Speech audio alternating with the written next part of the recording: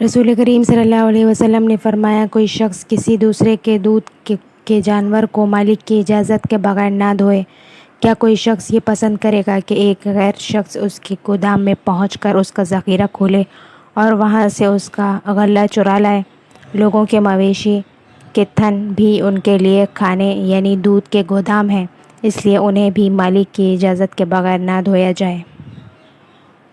صحیح بخاری حدیث 2435۔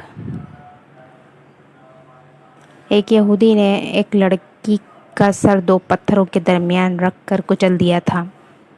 اس میں کچھ جان باقی تھی۔ اس سے پوچھا گیا کہ تیرے ساتھ یہ کس نے کیا ہے؟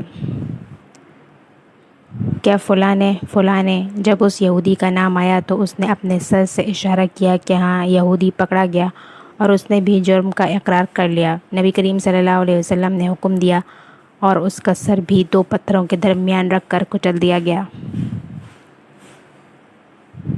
صحیح بخاری حدیث 2413۔ رسول اللہ صلی اللہ علیہ وسلم نے فرمایا، جس نے کوئی جھوٹی قسم جان بوجھ کر کھائی تاکہ کسی مسلمان کا مال ناجائز طور پر حاصل کر لے تو وہ اللہ تعالیٰ کے سامنے اس حالت میں حاضر ہوگا کہ اللہ پاک اس پر نہایت ہی غضبناک ہوگا۔ صحیح بخاری حدیث 2417۔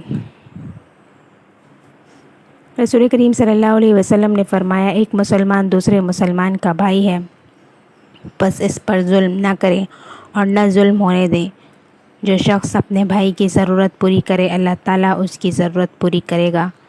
جو شخص کسی مسلمان کی ایک مصیبت کو دور کرے اللہ تعالیٰ اس کی قیامت کے دن کی مصیبتوں میں سے ایک بڑی مصیبت دور فرمائے گا، اور جو شخص کسی مسلمان کے عیب کو چھپائے اللہ تعالیٰ قیامت میں اس کے عیب چھپائے گا۔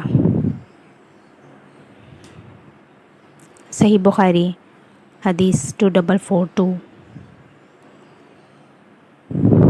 رسول کریم صلی اللہ علیہ وسلم نے فرمایا، اپنے بھائی کی مدد کر، خواہ وہ ظالم ہو یا مظلوم۔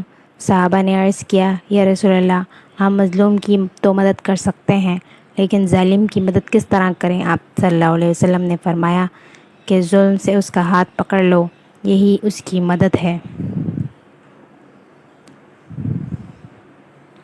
صحیح بخاری حدیث 2444۔ ہمیں نبی کریم صلی اللہ علیہ وسلم نے 7 چیزوں کا حکم فرمایا تھا اور 7 ہی چیزوں سے منع بھی فرمایا تھا۔ جن چیزوں کا حکم فرمایا تھا ان میں انہوں نے مریض کی عیادت، جنازے کے پیچھے چلنے، چھینکنے والے کا جواب دینے، سلام کا جواب دینے، مظلوم کی مدد کرنے، دعوت کرنے والے کی دعوت قبول کرنے اور قسم پوری کرنے کا ذکر کیا۔ صحیح بخاری حدیث 2445۔ رسول کریم صلی اللہ علیہ وسلم نے فرمایا، اگر کسی شخص کا ظلم کسی دوسرے کی عزت پر ہو یا کسی طریقے سے ظلم کیا ہو تو اسے آج ہی اس دن کے آنے سے پہلے معاف کرا لے جس دن نہ دینار ہوں گے نہ درہم، بلکہ اگر اس کا کوئی نیک عمل ہوگا تو اس کے ظلم کے بدلے میں وہی لے لیا جائے گا۔ اگر کوئی نیک عمل اس کے پاس نہیں ہوگا تو اس کے ساتھی مظلوم کی برائیاں اس پر ڈال دی جائیں گی۔ صحیح بخاری حدیث 2449۔